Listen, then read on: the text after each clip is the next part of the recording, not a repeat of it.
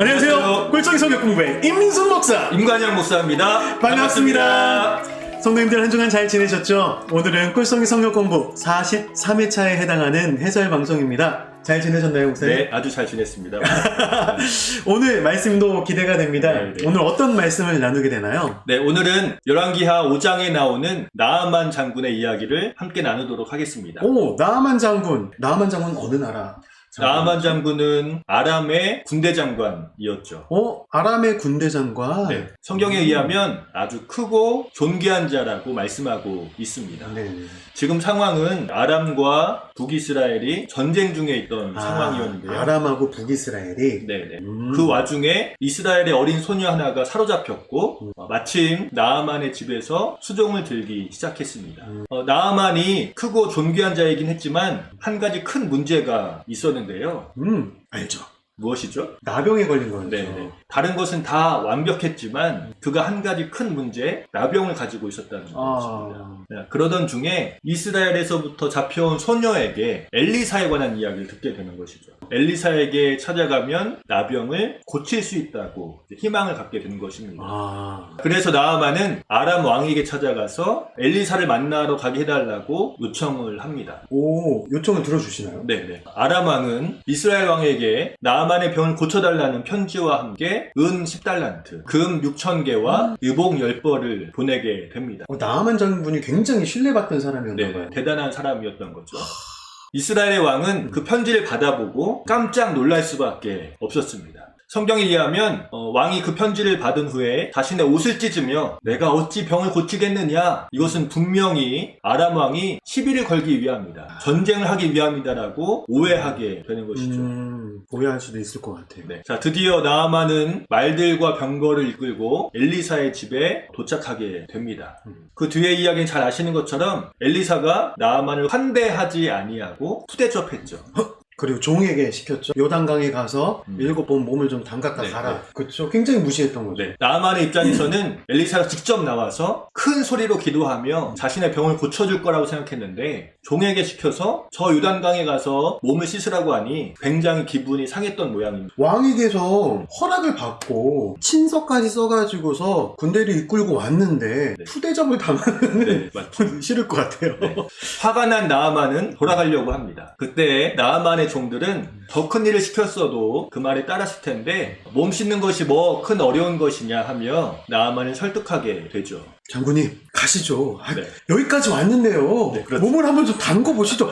다른 거 다 큰 거 시켜도 괜찮은데 장군님 한 번만 가셔서 7번만 좀 담궈 봅시다. 나아만은 그 말에 순종하고 종들의 말을 따라서 요단강에 가서 몸을 7번 담그게 됩니다.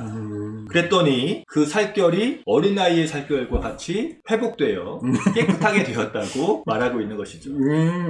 아기 피부가 된 것이죠. 네. 자, 우리는 여기서 생각해봐야 할 것이 있습니다. 이 모든 사건의 출발이 누구로부터 시작된 건가요? 왕? 아니, 종?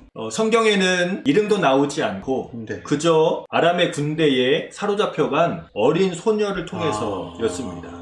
하나님의 복음의 말씀이 아주 작은 자를 통해서 이방의 땅에 전파가 된 것이죠. 그렇네요. 자, 그에 반해서 북이스라엘의 왕은 어떻게 반응하였나요? 열왕기하 5장 7절 말씀에 보면 이렇게 표현합니다. 한번 말씀 읽어주시겠어요? 네. 이스라엘 왕이 그 글을 읽고 자기 옷을 찢으며 이르되 내가 사람을 죽이고 살리는 하나님이냐? 그가 어찌하여 사람을 내게로 보내 그의 나병을 고치라 하느냐? 너희는 깊이 생각하고 저 왕이 틈을 타서 나와 더불어 시비하려 함인 줄 알라 하니라. 오히려 왕은 하나님을 전혀 믿지 못하고 신뢰하지 못하는 모습입니다. 마치 자신이 하나님의 위치에 있어서 내가 병을 고치는 것이 아닌데 내가 어찌 고치겠느냐라고 그렇게 이야기하는 것이죠. 자, 또 나아만은 어떻습니까? 비록 이방 사람이었지만 가장 먼저 아주 어린 소녀의 말에 귀를 기울일 수 있는 사람이었습니다. 엘리사의 푸대접을 받고 화가 나서 돌아가려고 할 때 종들이 만류하였죠. 네, 그렇죠. 그 말도 놓치지 않고 들었던 사람입니다. 겸손한 사람이네요. 자신의 고집을 피우지 아니하고 종들의 말을 들을 수 있는 사람이었다는 것이죠. 그 정도 되면 종들의 이야기가 들리지 않죠. 그렇죠. 그러니까 이 모든 것을 통해서 나아만은 깨끗함을 받고 하나님을 알게 됩니다. 열왕기하 5장 15절 말씀이 이렇게 표현합니다. 나아만이 모든 군대와 함께 하나님의 사람에게 돌아와서 그의 앞에 서서 이르되 내가 이제 이스라엘 외에는 온 천하에 신이 없는 줄 아나이다. 하나님을 알게 된 것이죠. 고백하네요. 네. 와. 17절 말씀이 또 이렇게 이야기하는데요. 한번 읽어주시겠어요? 네. 이제부터 종이 번제물과 다른 희생제사를 여호와 외에 다른 신에게는 드리지 아니하고 다만 여호와께 드리겠나이다. 와. 이제는 하나님께 예배하는 삶을 살겠다고 이야기하는 겁니다.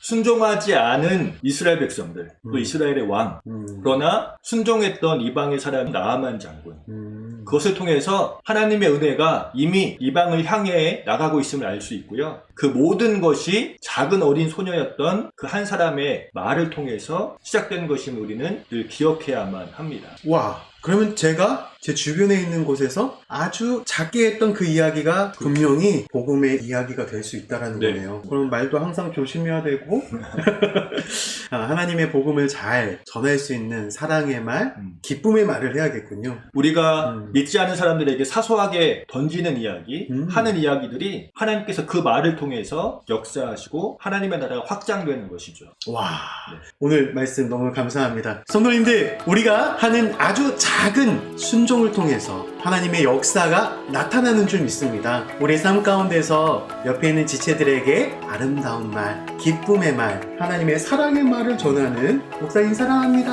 감사합니다.